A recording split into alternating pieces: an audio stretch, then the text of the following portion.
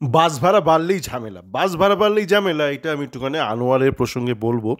তো এই অডিওটা আমি করবো বলে সবে আমি রেকর্ড করতে শুরু করতে যাব, এমন সময় দেখি কলকাতা থেকে একটা ছেলে, আমার থেকে বয়সে ছোট, ওর সঙ্গে এইবার শীতে গিয়ে একটা খেলা দেখলাম, বেঙ্গালুরুর একটা খেলা দেখলাম। বেশ শিক্ষিত ছেলে, রাজনীতি থেকে শুরু করে অনেক বিষয়ে খোঁজ খবর রাখে, ভালো ফিল্ডে কাজ করছে, চাকরি বাকরি করছে, আইটিতে ভালো কাজ করছে এবং যথেষ্ট বিচক্ষণ ব্যক্তি, সো কল্ড ইন্টেলেকচুয়াল বাঙালি, মোটামুটি ভালো ছেলে। যে কি ও একটা কথা বললো, তো আমি ভাবলাম ওর কথাটা একটুখানি একটু বলে নি, নয়তো ও হয়তো বলবে কি দাদা তুমি আমার কথাটা ঝেপে দিলে।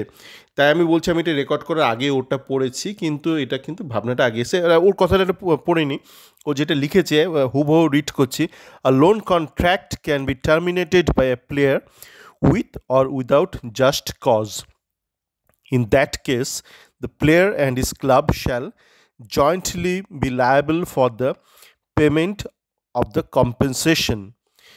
আমি জানি না এটা কোত্থেকে পেয়েছে, কিন্তু এবার একটু এইটা নিয়ে একটু আলোচনা করি যে বাস ভাড়া বাড়লেই ঝামেলা। ধরুন এখন তো আমি বাইরে আছি, মানে আহ, ভালোই আছি।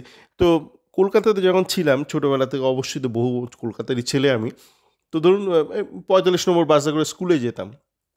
এবার দেখতাম, মানে আমি মোটামুটি একটু বাসের পেছন দিকে বসতাম, তো দেখতাম যখনই ধরুন বাস ভাড়াটা চেঞ্জ হতো না, রোজ একটা ক্যাচাল লাগতো, কিছু না কিছু লোকের সাথে একটা কন্ডাক্টারের ক্যাচাল লাগতো, বলতে এত ভাড়া, এ বলতো 2 টাকা 20, এ বলতো 2 টাকা 50, মানে যেরকম হয় আর কি। এবার মজার ব্যাপার হচ্ছে যে কেউই কিন্তু চার্টটা দেখতো না। একটা আগে একটা চার্ট থাকতো, এখন থাকে কিনা জানি না, এখনও চলা হয় না, যা হয় আর কি, একটু উন্নতি হল, যে কি একটা চার্ট বাঁধানো থাকতো, ডিসপ্লেড থাকতো।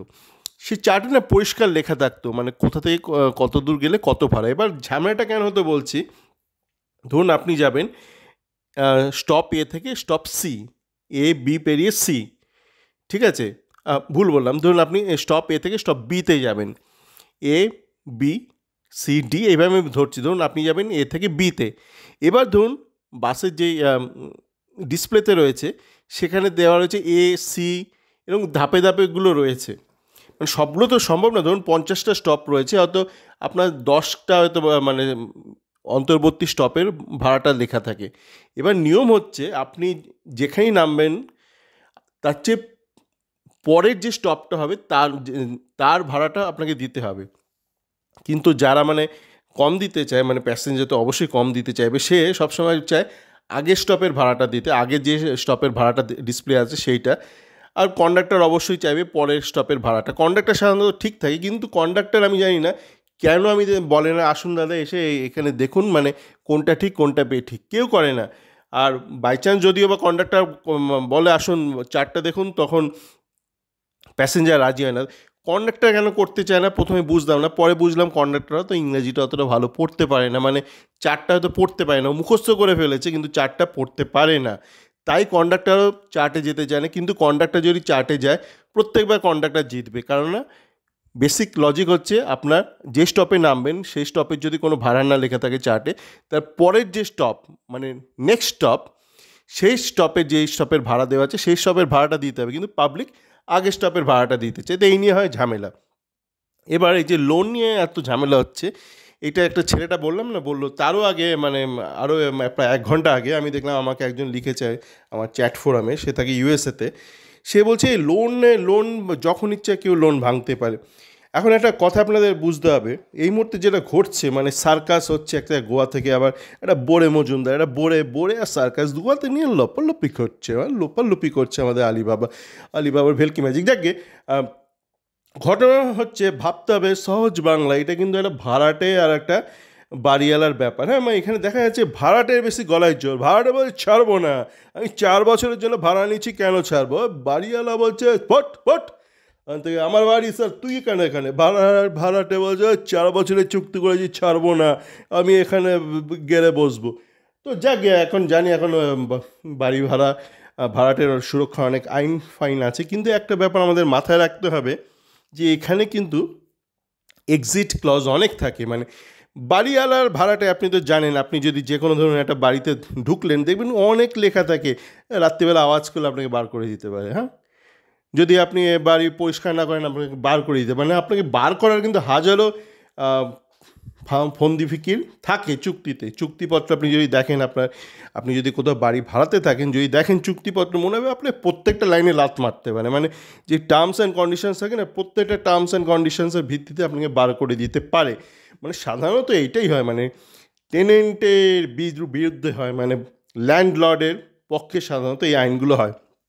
তো এটা আমাদের বুঝতে হবে।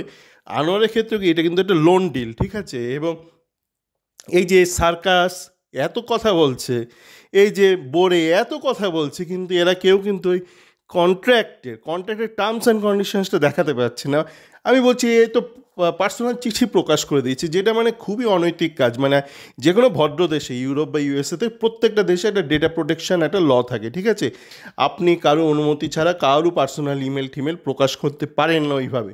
তো এই সুপার জায়ান্ট যেটা করছে, যা হয় মানে একটা গুটকাখোর একটা, মানে একটা বস্তির কর্পোরেট কালচার, মানে প্রকাশ করে দিচ্ছে, ইমেলে দেখাচ্ছে, এ দেখো আমাকে পাঠিয়েছে, আবার বলছে, আবার দেখাচ্ছে, হ্যাঁ বলে আবার দেখাচ্ছে, মোবাইলে দেখাচ্ছে, এ দেখো আমাকে ইমেলটা ফরওয়ার্ড করেছে, আমি কিন্তু বিশাল বড় কাজ করেছি, আমাকে ইমেলটা পাঠিয়ে দিয়েছি। মানে ওর কাছে ইমেল পাঠানোটাই কিন্তু একটা একটা একটা জালিয়াতে একটা কাজ হয়েছে। ও কোথাকার কে, মানে ডিল হচ্ছে আনোয়ারের সাথে একটা সুপার জায়েন্টের।